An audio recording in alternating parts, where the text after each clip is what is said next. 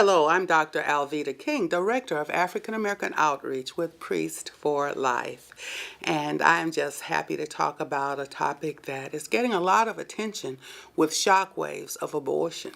I think in the month of April, for example, it talks about siblings and siblings who regret the abortion of their siblings.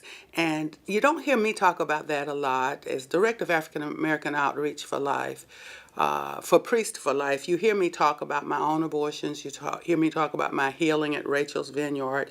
You hear me talk about Silent No More Awareness campaign, and I'm a national spokesperson for that.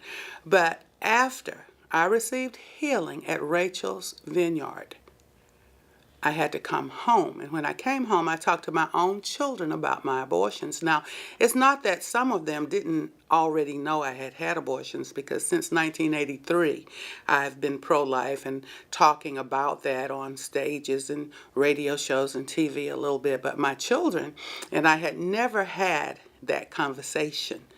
When I came on at Priest for Life around 2004, between 2004 and 2005, Janet Morana, Georgette Forney, Teresa Burke, my colleagues here at Priest for Life, the women, kept saying, "You need healing." I said, "Well, I'm healed. I mean, God has forgiven me. I know that I should not have had the abortions, and I regret them." "No, Alveda, you need healing." So I went to Rachel's Vineyard. Beautiful healing experience. And if you need healing in your life from abortion, please contact Rachel's Vineyard. Of course, men regret their abortions, women do. Certainly, Shockwaves of Abortion carries the whole gamut, from the people who had the abortions, the grandparents, the abortion providers, the siblings, men, women, children. So please go to Shockwaves of Abortion. But my own children have siblings who were aborted. Philip, Jessica, and Raphael was miscarried because of the abortifacient efforts that I had trying not to have a baby.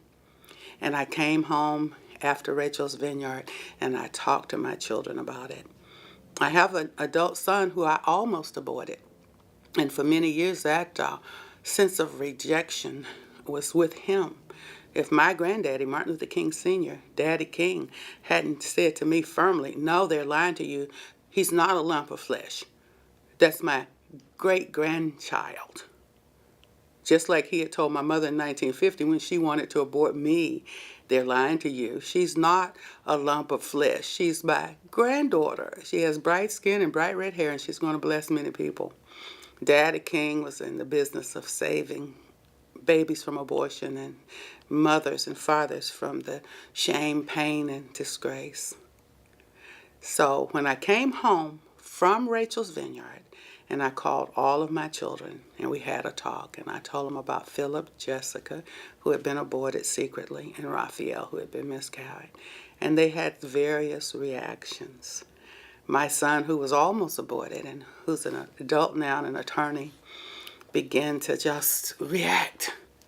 And as a matter of fact, we had the little memorial for the babies and the little forms of the little babies and the memorial funeral program. And he took one of the little baby dolls and began to bounce it. "Oh, Mom, aborted babies." And she's named Philip and Jessica in the memorial book, but the miscarried baby's not in here. So let's name him Raphael. So they had their actions and reactions. We solemnly considered it together.